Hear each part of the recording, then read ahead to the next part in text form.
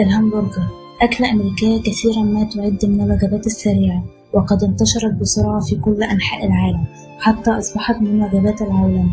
تتكون من سندوتش من اللحم أو الدجاج بالإضافة إلى الكاتشب والمايونيز والخضار، ويأكل معه البطاطا المقلية والمشروبات الغازية مثل البيبسي والكوكاكولا.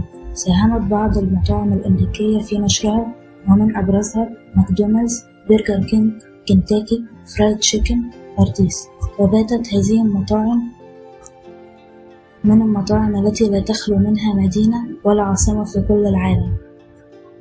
سبب التسمية نسبة إلى مدينة هامبورغ الألمانية، حيث كان يقدم منذ مئات السنين الرغيف الصغير وبداخلها قطعة لحم دائرية، وبذلك نسبت إلى اسم هذه المدينة. وعلى هذا الأساس طرح المجمع العلمي العراقي تعريبه إلى همبركيا. هناك جدل كبير وقصص كثيرة عن كيفية تحول هذه الوجبة إلى الهمبرجر الحالي، وهذه أشهرها. عام 1885 ميلاديا عائلة المنشيز من سكان حي هامبورغ نيويورك، وكانوا يملكون كشك لسندوتش السجق. وفي إحدى الكرنفالات في نفس الحي نفذ لديهم المخزون من السجق واستبدلوه مباشرة باللحم المفروم، ومن ثم أطلقوا مسمى الهمبرجر على هذا السندوتش الجديد، وذلك تيمنا بموقع كرنفال. وفي عام 1885 ميلاديا شارلي نيشرين أطلق تشارلي مسمى الهمبرجر على سندوتش أعده من كرات اللحم المفروم وسط قطعتين من الخبز، وذلك تيمنا بطبق ستيك همبرجر. لويس لاسون ولاية كونتاكي في عام 1895 ميلاديا أول من فكر بتقديم اللحم المفروم بين الخبز، وقد أطلق اسم همبرجر عليه أحد الجنود الألمان، وذلك لشبهه طبق ستيك همبرجر.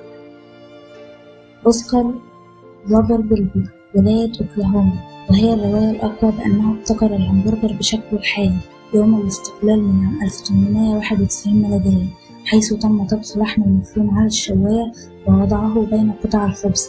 مهما كانت القصة، فالاسم بالتأكيد مأخوذ من مدينة هامبورغ الألمانية وليس من كلمة هام وهي الخنزير كما يزعم البعض في العالم العربي.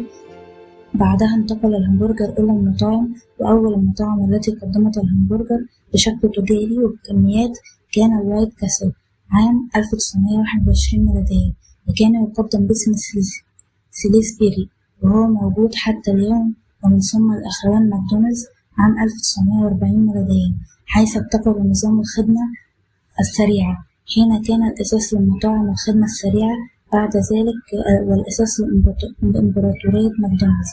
وفتحت شركة ماكدونالدز جامعة الهمبرجر في عام 1961. أشهر المطاعم التي تقدم الهمبرجر مطاعم الهمبرجر اليوم في كل مكان، وأشهرها من حيث أرقام المبيعات والإقبال هي ماكدونالدز، برجر كينج، وينديز، هارديس، NW، روجرز وفيدريكس.